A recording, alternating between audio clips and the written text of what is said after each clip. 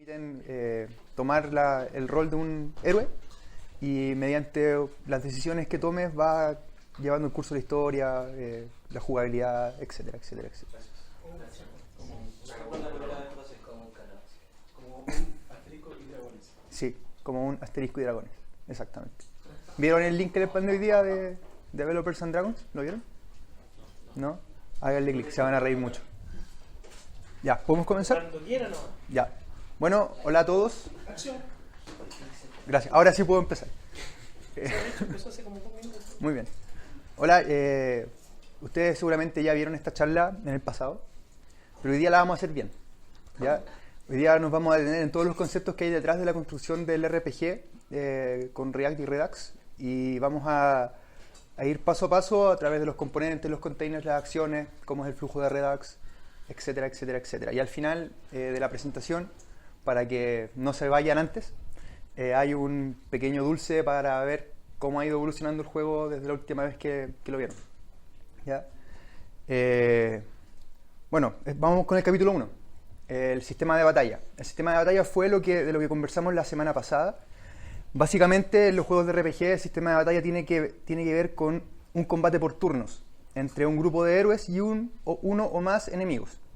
¿Ya? Han habido distintas variantes a lo largo de la historia de los juegos de RPG. Una de ellas es el que incorpora una barra de acción de tiempo, o ATB, Action Time Bar, en la cual eso define de quién es el turno. Y qué tan rápido o qué tan lento se cargue depende de la velocidad del héroe, de qué tanto empeño le has puesto tú subiendo de nivel, etcétera, etcétera, etcétera. Ese concepto me pareció entretenido implementarlo cuando estaba aprendiendo React, y por el cual el motivo de que empecé a hacer este juego. Así que el sistema de batalla de este juego tiene ATB. ¿Ya? Vamos a ver después cómo se implementa. Hagamos un pequeño dibujito primero. ¿Ya? Es súper simple, en verdad, que tiene la cajita que representa el componente donde está el jugador, ¿no es cierto? ¿Quién es el héroe? Una cajita que representa al enemigo o los grupos de enemigos del juego, ¿ya? Y abajo una cajita grande, porque tengo 0 habilidad para el diseño, por eso una caja grande con un log de batalla.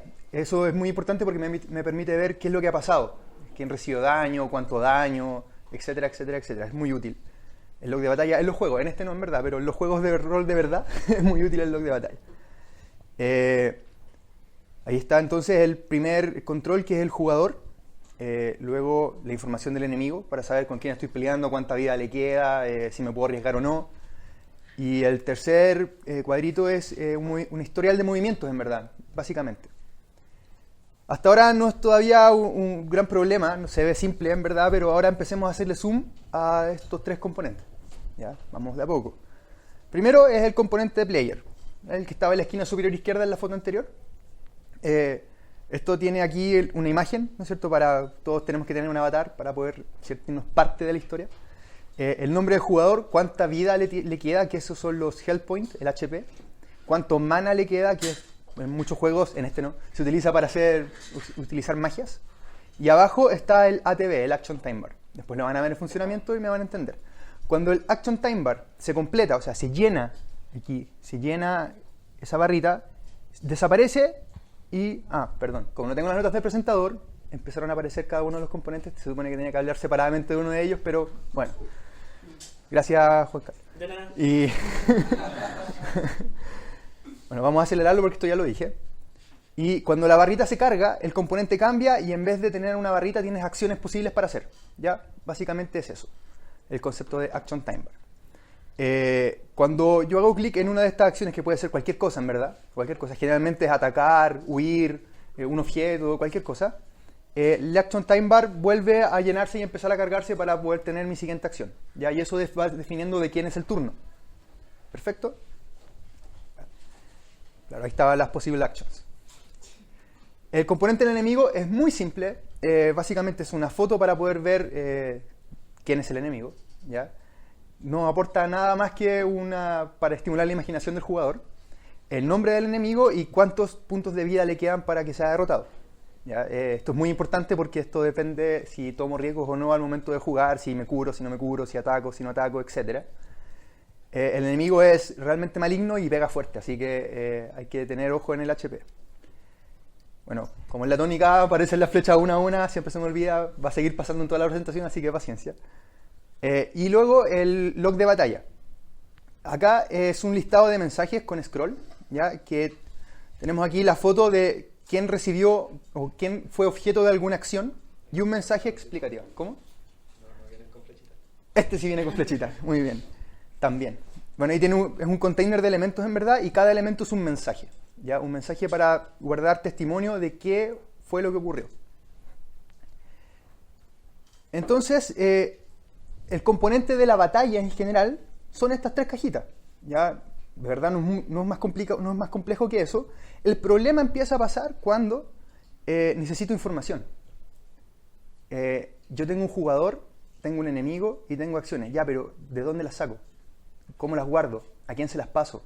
Etcétera, etcétera, etcétera.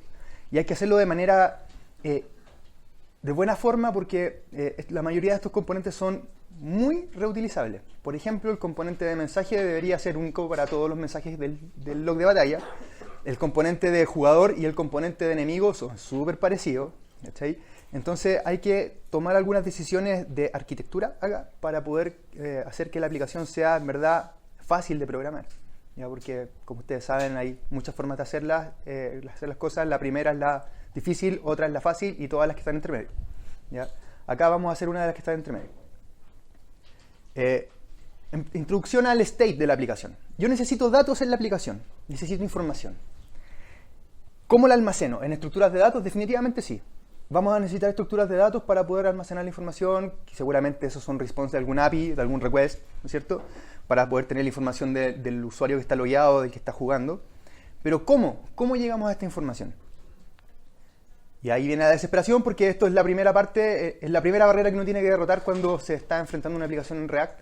Es cómo y cuándo y dónde hago fetch. ¿Ya?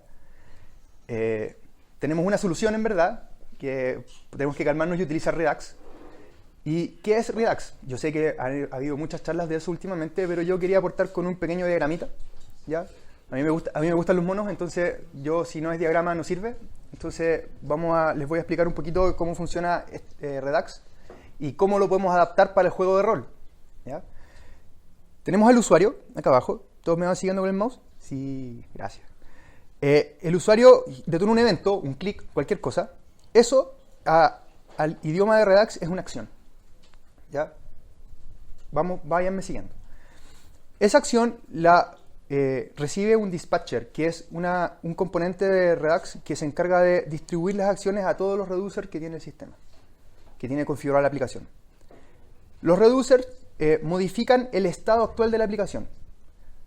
El estado tiene que ver con cuál es la información actual que tiene la aplicación.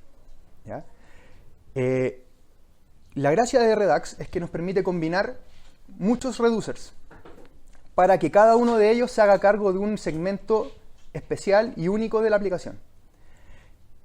Esos reducers modifican su propio estado local de la aplicación. Por ejemplo, si yo tengo una típica aplicación de to-dos, un reducer sería el reducer de todas las tareas, de todos los to-dos.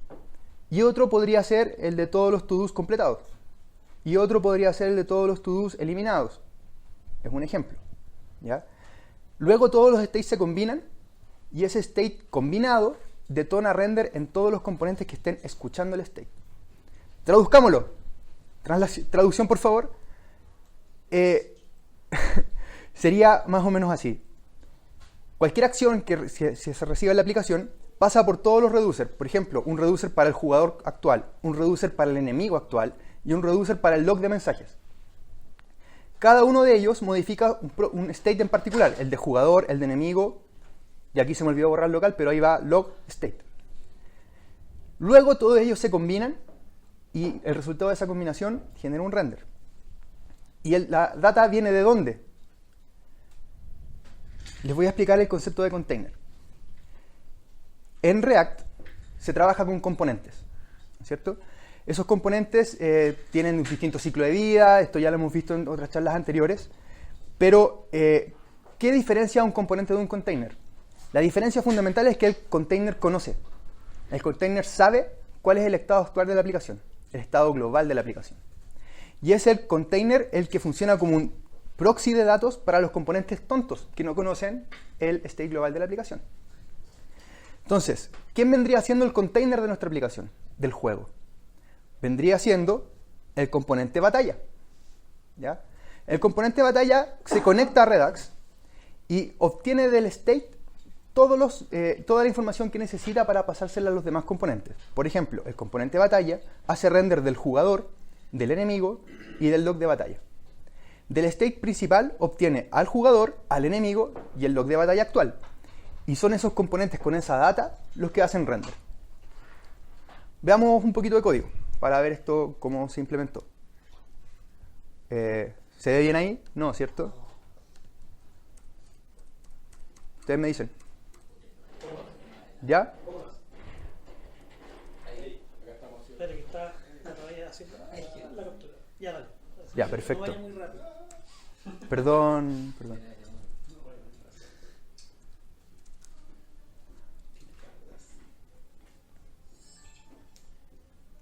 Deme un segundo. ¿Podría verificar la resolución de salida de su...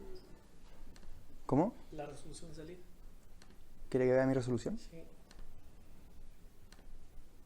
De hecho, sería mejor porque así sería. ¿Dónde está? Acá. 720. 720. No es necesario todo esté en HD. Full HD. Ahí se ve bien, ¿no es cierto? Ahí se ve. O sea, un poquito más, pero... Pero dice extraordinario. Voy a checarlo. Sí, pero voy a checar, perdón. Ahí está la. Ahí, pero lee. Ya, sí. ¿Sí? ¿Ahí estamos? ¿Verdad considera integral? Ahí. Ya. ¿Ahí? Sí, sí, sí. No, ahí. Ya. Lo que están viendo acá en la pantalla es el componente batalla. ¿Ya? Este componente es el que renderea a todo el juego. O a todo el sistema de batalla del juego. Vean acá que importa al jugador, al enemigo, al log de batalla. Y eso vamos a hablar después.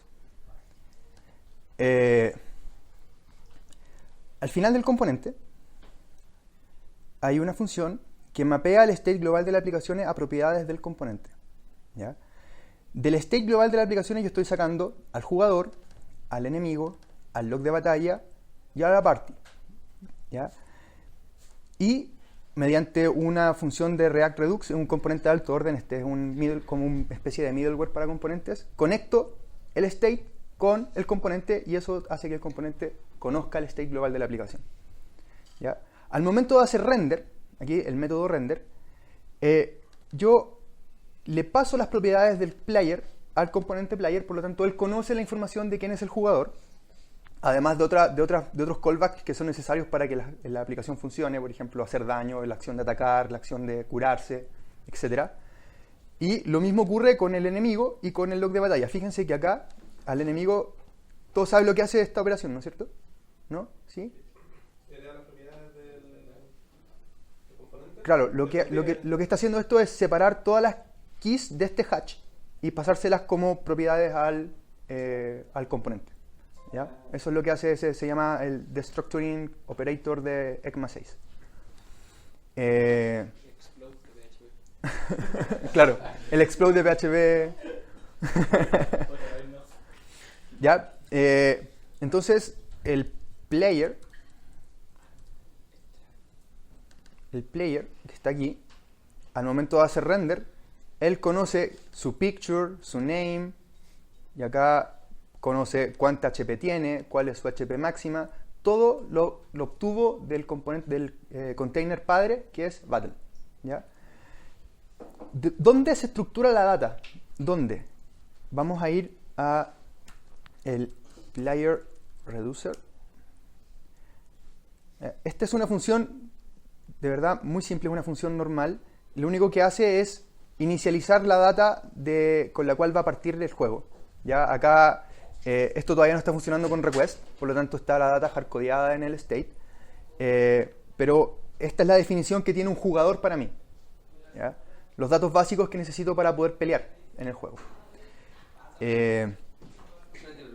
Lo que hace el reducer es reaccionar a distintos tipos de acciones. Esto ya es un poquito más de detalle de Redux, ya lo hemos visto antes, pero esto reacciona a dos eventos en general. El primero es cambiar la vida del jugador. Cuando el jugador recibe daño o es curado, su vida cambia, ¿ya? Y es en base a el monto en el cual cambia la vida. Por ejemplo, puede ser un número positivo o un negativo. Si es un número positivo, la vida se resta. Si es un negativo, le estoy curando, porque acá hay una operación de resta, ¿cierto? Y le asigna al state la nueva vida que va a tener el protagonista, ¿ya?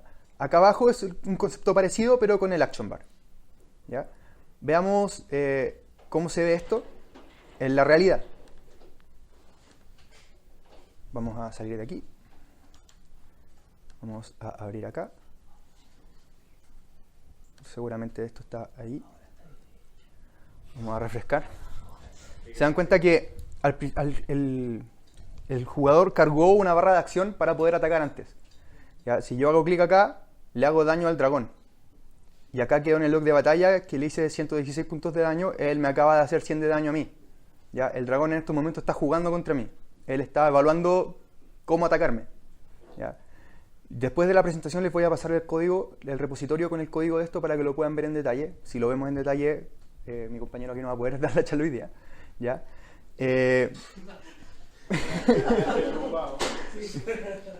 Pueden ver su cara de preocupación ahí. Pero básicamente es esa la interacción, ¿ya? Que fue lo que no logré explicar bien en la presentación pasada. Vamos a lo nuevo. ¿Ya? Vamos a lo nuevo.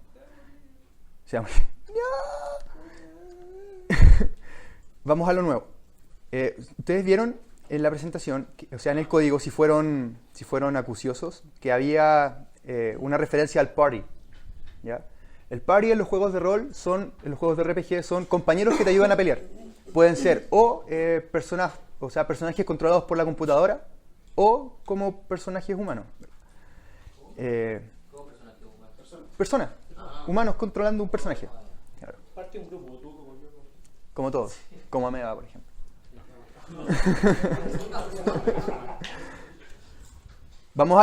Empecemos entonces con el capítulo 2. Esto es una pequeña introducción del capítulo 2. Enter WebSockets. ¿Ya? Esta era mi necesidad ayer a las 2 de la mañana. Necesitaba agregar un jugador sin refrescar el juego. ¿Ya? Y además no quería hacer un set timeout con un request. No quería estar preguntándole cada rato a la API, oye, hay un jugador nuevo, no, hay un jugador, no. Eso en verdad no es una buena idea. Entonces, ¿cómo lo hacemos? Lo hacemos con WebSockets. Pero ¿cómo lo hacemos con React? ¿Ya? Esa es una de las interrogantes más grandes que tuve ayer. Y como todo se puede diagramar, aquí está el diagramita de cómo, después de leer mucho, recomendaban que se hiciera WebSocket con React. Está el componente de batalla, ¿no es cierto? El componente tiene un ciclo de vida. Uno de esos métodos es component.didMount, que se ejecuta cuando el componente ya se montó en el DOM virtual y en el DOM. En ese momento, tenemos que empezar a escuchar el WebSocket con lo que estemos utilizando. Puede ser ActionCable, Fire, Socket.io o Pusher, que fue lo que usé yo. Cuando un jugador se une al party, se despacha una acción. No sé si se acuerdan del diagrama anterior de cómo funcionaba Redux. Se despacha una acción, esa acción pasa por un reducer, en este caso sería el party reducer, y modificaría el party state agregando un jugador al party. ¿Ya? Al momento de agregar ese jugador al party, todos los componentes que estén escuchando ese state van a hacer render. Por lo tanto, el componente batalla, que es el único componente de la aplicación que está conectado al state, va a hacer render. Como tiene un jugador nuevo en su party, va a empezar a aparecer entonces abajo del jugador otra cajita de personaje con el nuevo integrante del party. ¿Ya? Veamos código de nuevo. Esto está aquí. Estamos en el componente val, en el método component.didMount, ¿no es cierto?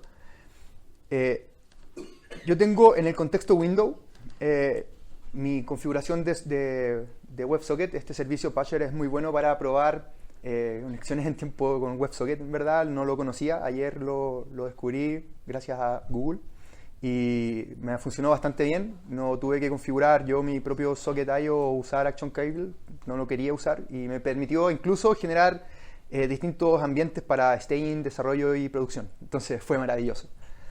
Me suscribo a un canal, se llama Party Members. Esto es con fines didácticos, ¿ya? Esto en el mundo real debería funcionar con un hash, con un ID de la batalla. ¿Ya? Cada batalla debería ser instanciada, tener un propio código para que las personas puedan unirse a esa y solo esa batalla. ¿Ya? Acá solo tenemos una. Cuando ocurre un evento de add member, llega como parámetro la información del jugador que se está uniendo al party y se despacha la acción add party member. Add party member lo que hace, vamos a ir al party, actions party, acá, add party member, ustedes lo pueden ver acá, lo único que hace es despachar una acción de tipo add party member. En el payload de la acción va la